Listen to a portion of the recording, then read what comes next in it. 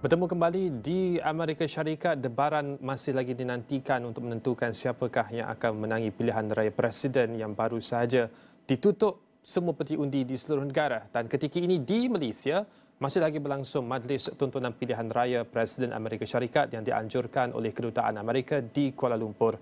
Rakan tugas Khalis Kadir berada di lokasi. Khalis, boleh kongsikan apakah perkembangan terkini, mungkin acara cerita menarik yang boleh dilaporkan untuk waktu ini. Silakan Khalis. Baik, terima kasih Irfan Faruqi. Kini saya berada di Hotel Ritz-Carlton yang menjadi boleh dikatakan sebagai kubu ataupun markas untuk Kedutaan United States of America Syarikat ini.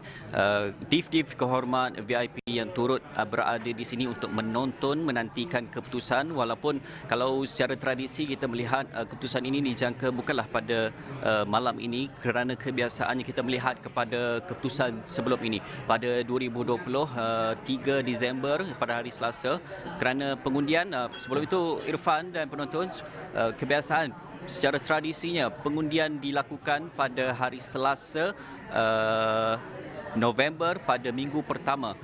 Ini juga yang diterangkan dalam ada mock election di sini untuk menerangkan situasi ataupun sistem pilihan raya Presiden Amerika Syarikat ini berfungsi, kerana ia sesuatu yang cukup complicated seperti yang saya sebutkan pada buletin pagi tadi.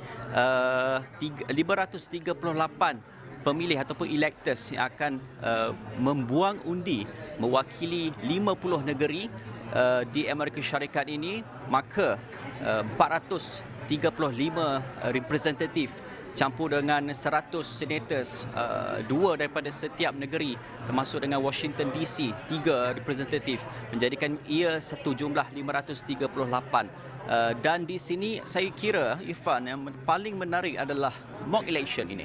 Mock election ini ramai div-div kehormat ada juga yang membawa anak mereka untuk mengajar bagaimana sistem ini berfungsi, kerana sistem ini bukan seperti sistem biasa, pilihan raya biasa, contohnya sistem pilihan raya presiden di Indonesia yang kita sedia maklum bahawa untuk berikan gambaran kepada kita apa yang berlaku sepanjang mock election tersebut.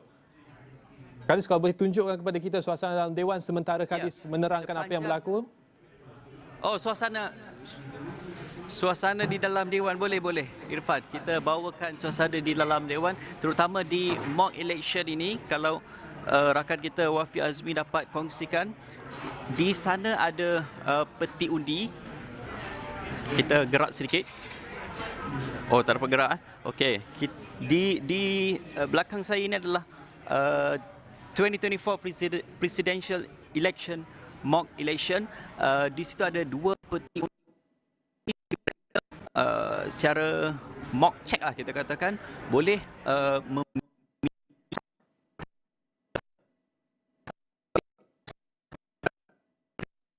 diberitahu bagaimana peranan rakyat Amerika ini. Kita sedia maklum, berumur 18 tahun dan ke atas, mereka sudah boleh mendaftar sebagai pengundi. Dan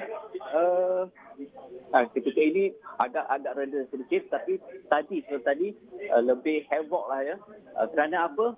Kerana mereka melihat seperti sebelum ini, kita melihat kembali kepada sejarah sebelum ini, di mana George W. Bush pada tahun 2000 menang pilihan raya presiden, ditambahkan sebagai Presiden Amerika Syarikat, walaupun ketika itu uji popular dimiliki oleh Al Gore. Begitu juga pada Hillary Clinton, menang undi popular, tetapi yang diangkat sebagai presiden adalah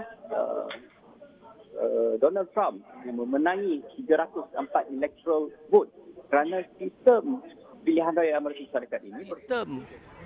Amerika Syarikat ini berfungsi dengan mengambil kira jumlah 270 electoral vote, iaitu majoriti daripada 538 electoral vote. Jadi itu mungkin serba sedikit tentang perkongsian saya tentang mock election yang saya kira agak menarik di sini.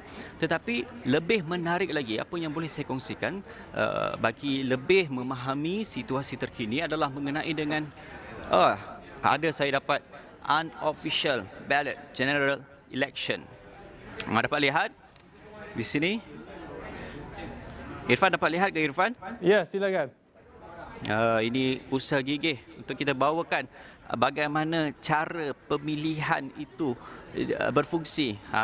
Jadi anda boleh ovalkan pemilihan, anda pilih Kamala ataupun Donald Trump. Oh, atas lagi. Okey. Dan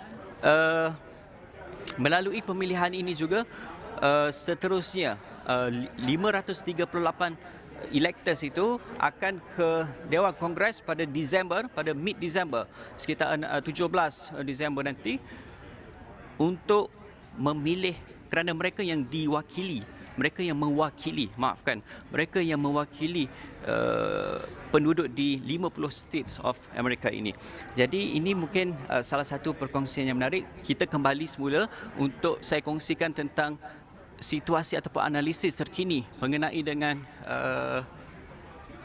keputusan. Kalau kita lihat, Trump sebenarnya menekankan tentang cara paling mudah untuk menang pada pilihan raya presiden kali ini adalah dengan menguasai di sini utara Amerika Syarikat. Antaranya sudah tentu Pennsylvania ini adalah electoral vote pun. Kita lihat setakat ini 230 undi electoral vote berpihak kepada Trump. Dan dalam masa sama perlu kita tahu bahawa Kamala Harris sedang mengikuti rapat. Kerana apa? Kerana ada tujuh lagi swing state ataupun sebagai battleground state. Di sinilah yang menjadi penentu siapakah yang akan memenangi pemilihan dalam pilihan raya presiden kali ini. Kerana boleh dikatakan 40 negeri di Amerika ini bukanlah tempat yang kompetitif, kerana sudah pun menjadi kebiasaan. Maksud saya dalam erti ataupun istilah kata lain adalah kita ada istilah blue wall, kita ada istilah red wall, di mana blue red wall ini sudah pun menjadi kebiasaan. Kita tahu macam California yang dibolot oleh siapa? Oleh Demokrat, Trump dan Harris. Kamala Harris dibolot oleh Harris. Demokrat, ya. Kamala Harris, ya, betul. Jadi kita melihat kepada negeri-negeri di sini, di utara ini. Wisconsin antaranya yang menjadi keutamaan, dan saya kira mungkin percaturan ini lebih menarik. Media tempatan di Amerika Syarikat pun masih tidak dapat predik ataupun mengagak pilihan manakah, calon manakah yang dapat menguasai pada kali ini. Saya kira mungkin setakat itu dahulu perkembangan saya di sini. Irfan, mungkin ada persoalan. Irfan, kalau ada lanjutan boleh saja. Itu sahaja untuk waktu ini, Khalis. Mungkin selepas ini Khalis boleh bawakan kepada kita lebih banyak pemerhatian berkenaan dengan bukan sahaja pilihan raya tapi juga mood di kalangan mereka yang hadir untuk menyaksikan pemilihan kali ini. Seperti mana Khalis nyatakan tadi, lebih menarik apabila yang memenangi Electoral College itu ialah mereka yang gagal untuk mendapat popular vote. Bagaimana reaksi mereka yang memerhati pilihan raya tersebut daripada Malaysia. Tapi apapun untuk waktu ini, terima kasih Khalis Kadir, rakan setugas yang ketika ini berada di Kuala Lumpur untuk watch party pilihan raya Presiden kali ini. Dan kita akan beralih ke laporan berikutnya di waktu ini.